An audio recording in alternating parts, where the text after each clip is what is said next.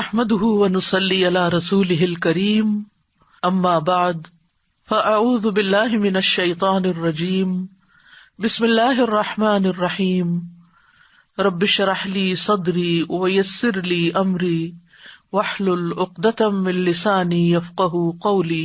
سورۃ یاسین نحمده ونصلي على رسوله الكريم اما بعد فاعوذ بالله من الشيطان الرجيم بسم اللہ الرحمن الرحیم یاسین والقرآن الحکیم انک لمن المرسلین علی صراط مستقیم تنزیل العزیز الرحیم لتنذر قوما ما انذر آباؤهم فهم غافلون لقد حق القول على أكثرهم فهم لا يؤمنون إنا جعلنا في أعناقهم أغلالا فهي إلى الأذقان فهم مقمحون وجعلنا من بين أيديهم سدا ومن خلفهم سدا فأغشيناهم فهم لا يبصرون وسواء عليهم أأنذرتهم أم لم تنذرهم لا يؤمنون إنما تنذر من اتبع الذكر وخشي الرحمن بالغيب فبشره بمغفرة وأجر كريم إنا نحن نحيي الموتى ونكتب ما قدموا وآثارهم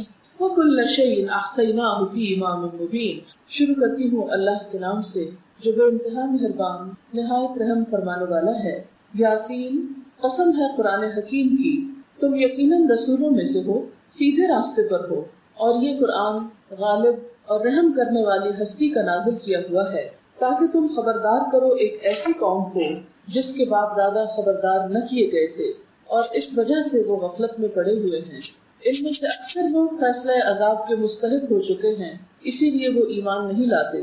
ہم نے ان کی گردنوں میں توق ڈال دیے ہیں جن سے وہ تھوڑیوں تک جکڑے گئے ہیں، اس لیے وہ سر اٹھائے کھڑے ہیں۔ ہم نے ایک دیوار ان کے آگے کھڑی کر دی ہے اور ایک دیوار ان کے پیچھے۔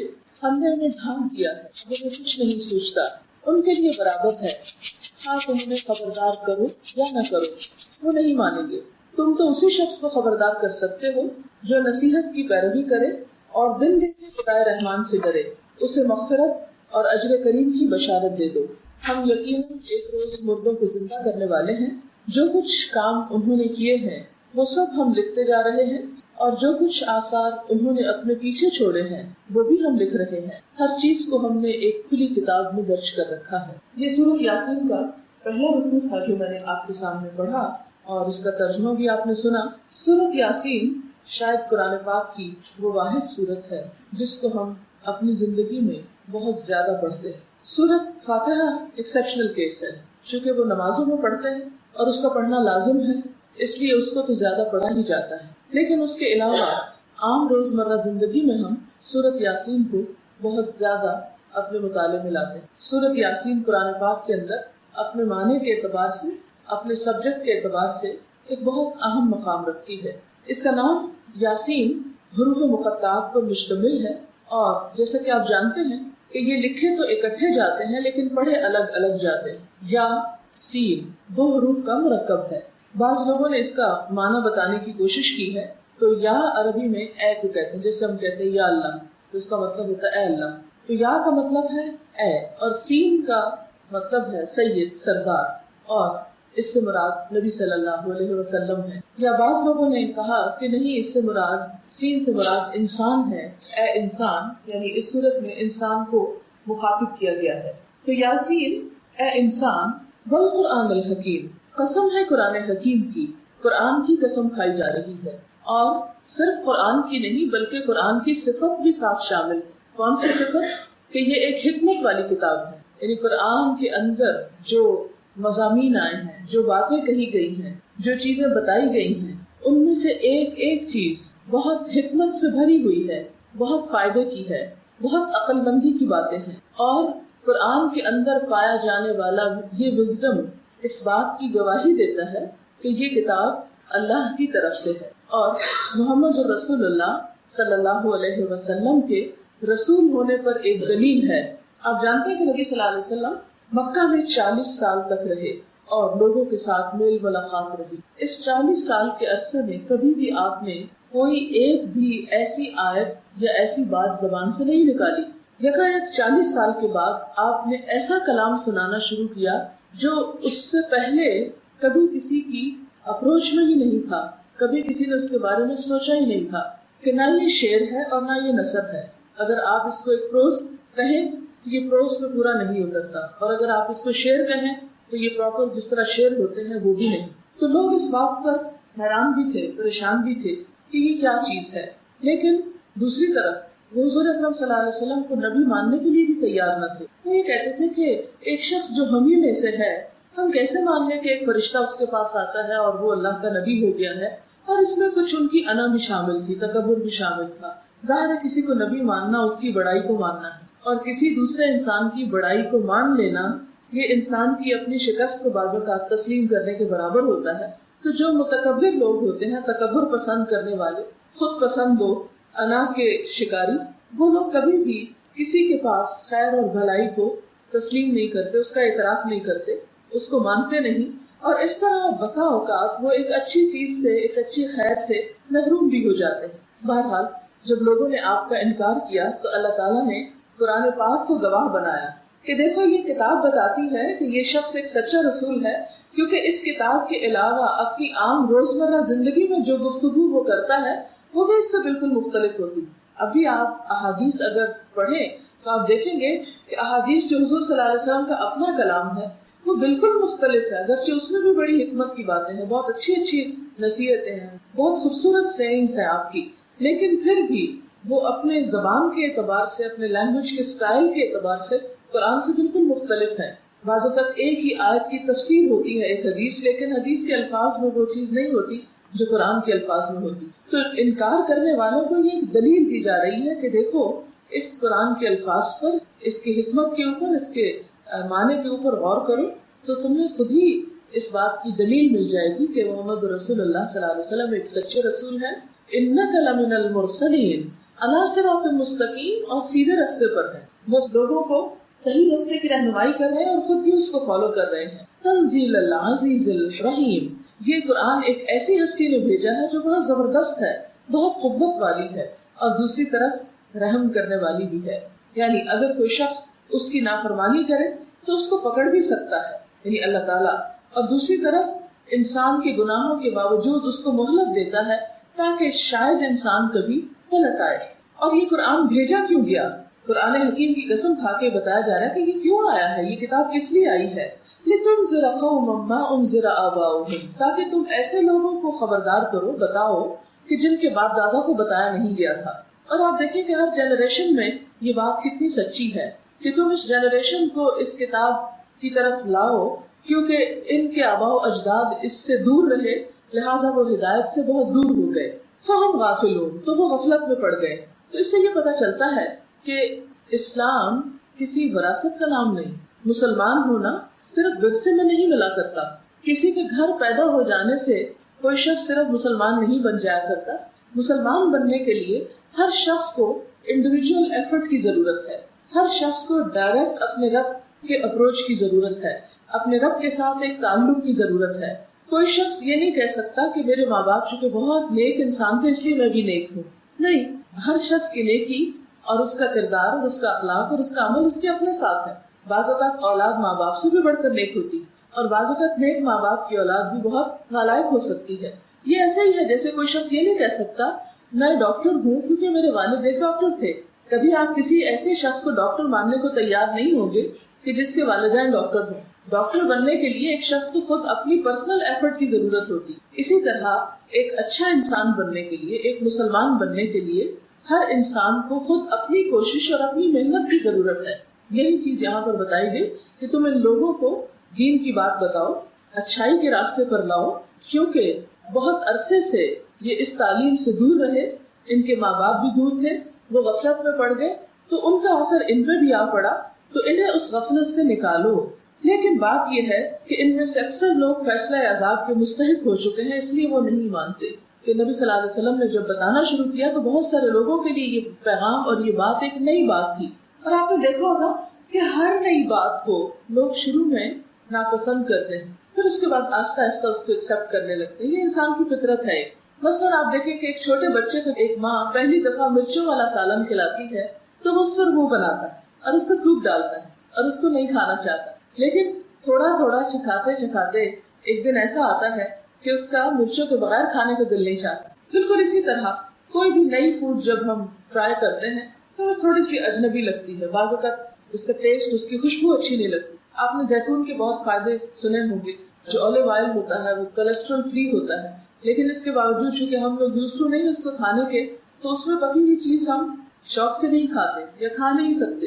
لیکن جن علاقوں میں لوگ اسے کھاتے ہیں وہ دوسرا تیل استعمال نہیں کر سکتے. تو یہ ایک بالکل انسانی فطرت ہے کہ کوئی بھی نئی چیز انسان کے سامنے جب آتی ہے تو اسے بہت آسانی کے ساتھ وہ قبول نہیں کر سکتا. اس لیے اللہ تعالیٰ فرماتے ہیں کہ تم ان کو خبردار کرو. اور ان میں سے بہت سارے لوگ جو ہیں وہ اس پیغام کو نہیں بھی مانیں گے.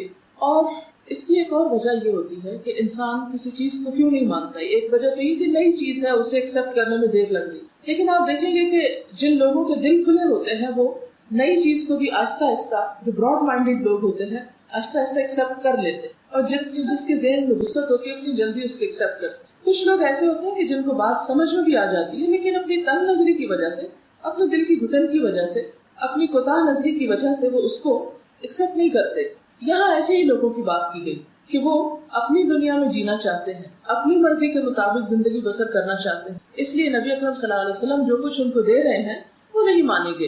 انا جعلنا فی اعناقہم اغلالا، ہم نے ان کی گردنوں میں توق ڈال دیے. توق کہتے ہیں اس کڑے کو جو پرانے زمانے میں قیدیوں کی سزا کے لیے گردن میں جکڑ دیا جاتا تھا، جس کی وجہ سے وہ موو نہیں کر سکتے. اور آپ دیکھیں کہ اگر تھوڑی دیر کے لیے بھی آپ اگر گردن کو موو نہ کریں تو ایک بہت تکلیف دہ چیز ہو جاتی. فرمایا یہ سمبل ہے، توق ایک سمبل ہے گردن کو اکڑانے کا. اور گردن کو اکڑانا سمبل ہے کس کا؟